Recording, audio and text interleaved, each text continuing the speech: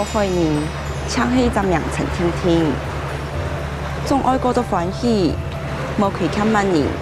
模特儿转型转战电视剧，林若亚一入门就挑战高难度全客语演出。哎，文秀啊，你在去做乜嘅？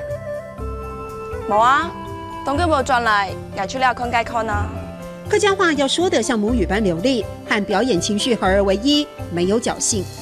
学客家话下苦功，林若亚土法炼钢，自创图像记忆法，自己营造客语环境。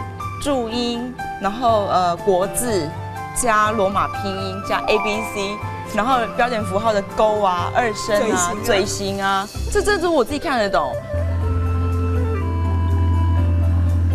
啊，都会讲一个事情哎。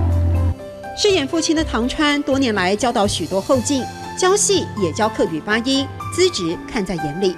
决定的是他，我就很烦恼。我说这个名模不是好看而已吗？可是真的是好看又好用。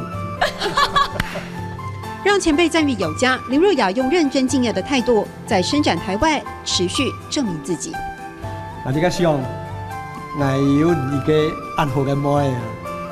然后没很强诶。所以他爸说：“哦，我有个这么好的女儿。”他说：“我怎么好也是你生的啊。”对，讲得很好。然后现在他爸共都懂脏版，懂脏版，讲得很标准客家话。因为俺好懂有。随着客家戏剧受到肯定，也吸纳越来越多优秀非客籍的演员，学会客家话，参与演出，拓展新的表演视野。他爸共都懂脏版，因为俺好懂有诶。